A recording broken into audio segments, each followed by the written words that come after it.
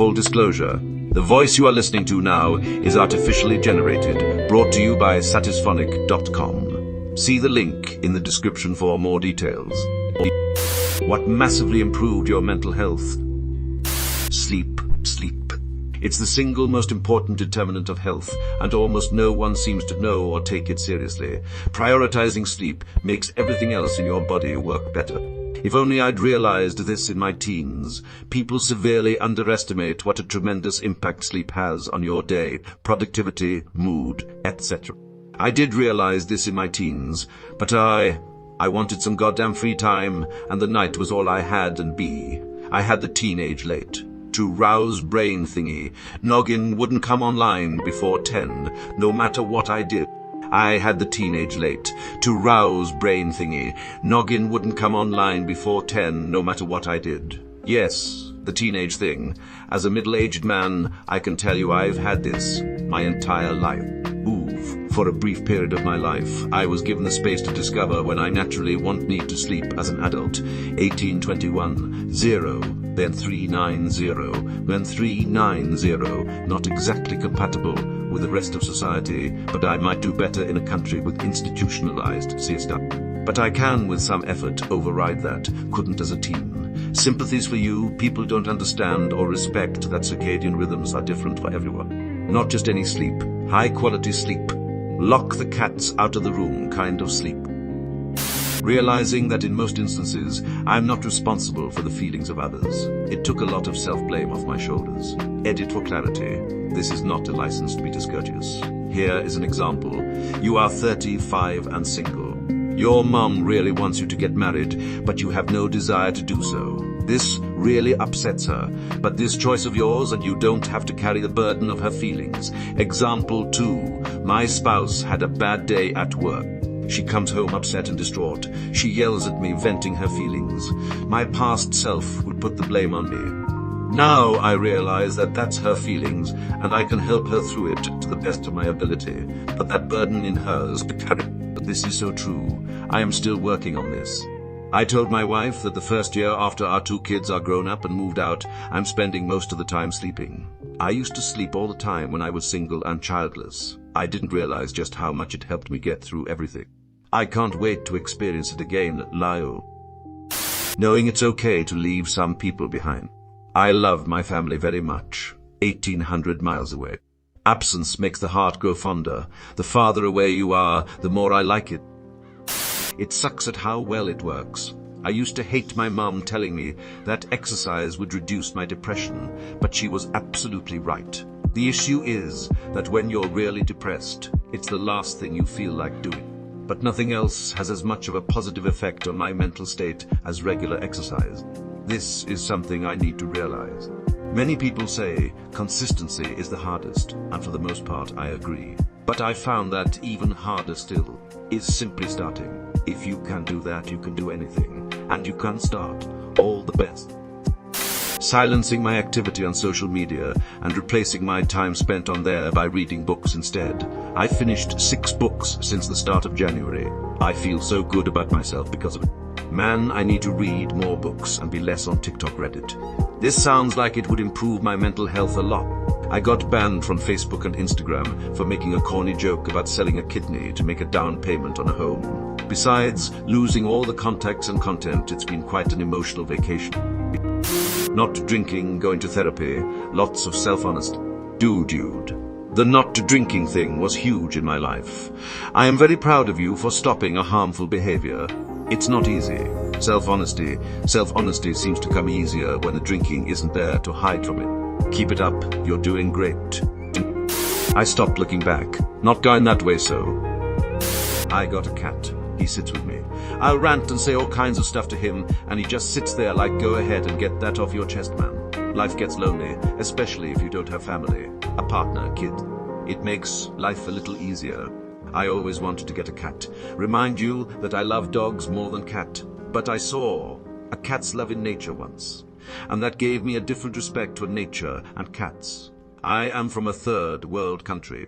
We don't have pets. The dogs roam on the street and cats infested our homes. Likewise, a cat infested our home when she gave birth to 2 little kittens in our attic. Everyone was frustrated. What to do with it?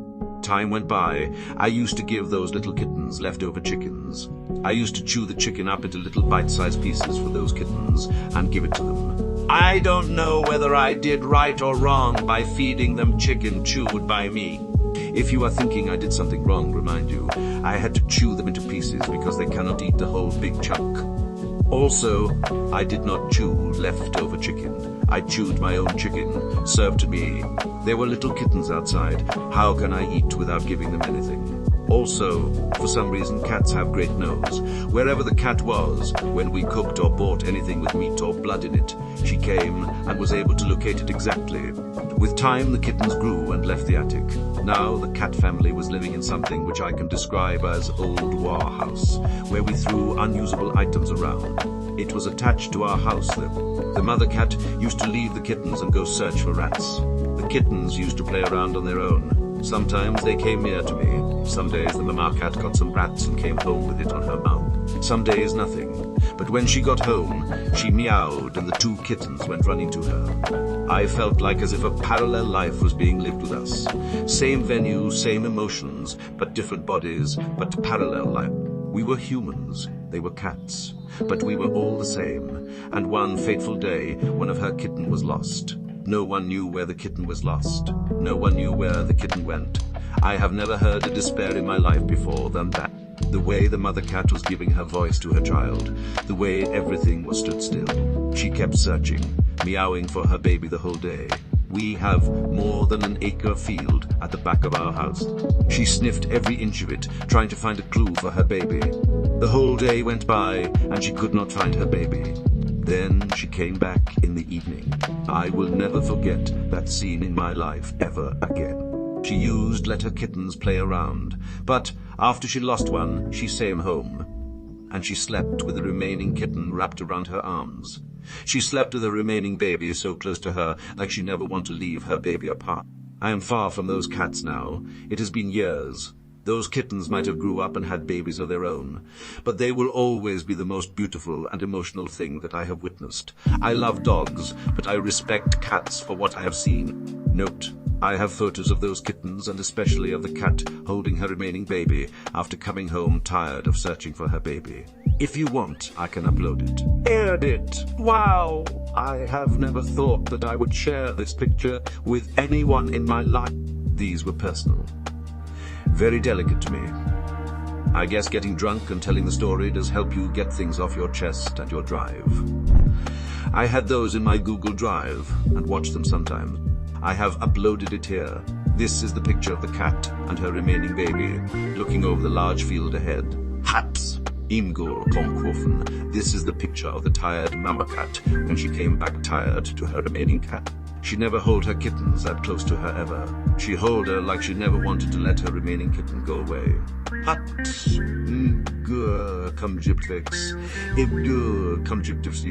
If you were expecting high quality video, then sorry about that. I took the photo on Zoom from far because I didn't want to go near the cat and make her feel like I am after her remaining baby. Apparently, cats don't care about looking good for social media. Also, my grandmother don't care about that stuff too. Edit. I also have videos of how she used to let her kittens play around before, but I couldn't figure out how to upload the video. Major edit. It was a hot summer day, so I kept all my windows and doors open while sleeping. My bed was attached to the window, and at around 1 at midnight, I could hear very loud meowing. Just a long meowing. I knew one was coming from my warehouse. The other one seems to come from a house across the street. Not exactly across, but a couple of houses away. The meowing was like a karaoke. One meowed, and the other meowed, and the mother kitten started following the sound of the meowing, and they met. I could not believe I could understand emotions behind a cat's meowing. First, when the kitten was lost, it was despair. Then there was searching meow, but without any hope in heart. Then that night, it was the searching meow, but with a little hope in heart, because the lost kitten was also meowing at the same time. And the moment they met, it was just frolicking and joyous meow. Most importantly, I could hear the other kitten, which was not lost, also meowing so loud and happy to meet its siblings. The meowing continued for a while, and it faded slowly. I knew it was coming from my warehouse then. I don't have any photos or anything, but I'm pretty sure the family most have slept cuddled up as one bundle of joy. The next morning I woke up to see the reunion. I couldn't. Turns out, after the baby was found, the car mama changed their home. Maybe because she thought that place was not safe. Maybe she might have moved not too far, maybe a couple of houses down. Because I still occasionally saw her in the neighborhood. A happy ending after all. I worked in an office that had a 16-year-old client that had a mental health break during COVID. Kid went from typical to having such a bad stutter he couldn't even start a sentence. Essentially non-verbal. Parents tried everything: meds, therapy, independent study, camps, sports. One day he came in and said, "Hey, how are you doing?"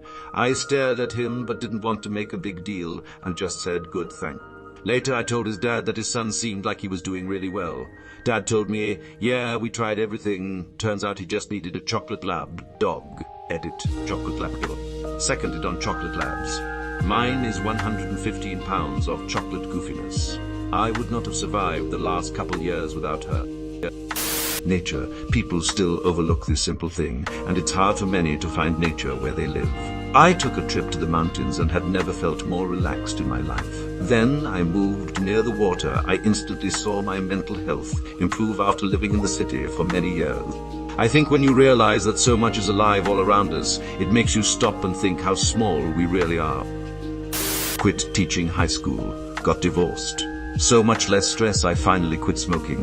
I quit teaching, and it's done wonders for my mental health. Sad to hear that about teaching. Realizing I was an extrovert with social anxiety rather than an introvert, and working to overcome that anxiety.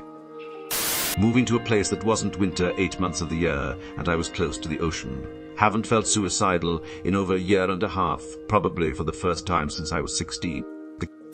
Adopting a cat. It really helped with my loneliness, and it's just nice to have an animal that's always affectionate and happy to see you. My first winter in Minnesota is coming up.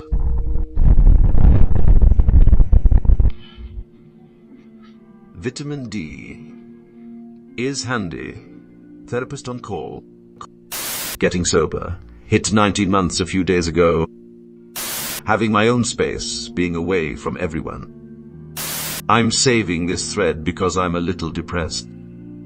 Sleep, taking a shower when I wake up even if I am not going out, and not arguing with random bots on Twitter. Solid sleep schedule. Go to bed and wake up almost every day at the same time with a minimum of 7 hours of sleep. No Facebook X in 2 years. Walk jog 60 minutes regularly while purposefully exploring new music. Extended vacations that involves flying to another country or state. So I think a large part of toxicity on other platforms stems from the social aspect. Reddit is more so just a forum as opposed to a social gathering of people trying to impress and/or demean each other. That's not to say it doesn't happen here, but it's way less common from my experiences. Also, I think Reddit does a better job at balancing hiding controversy while still making it accessible. Ketamine.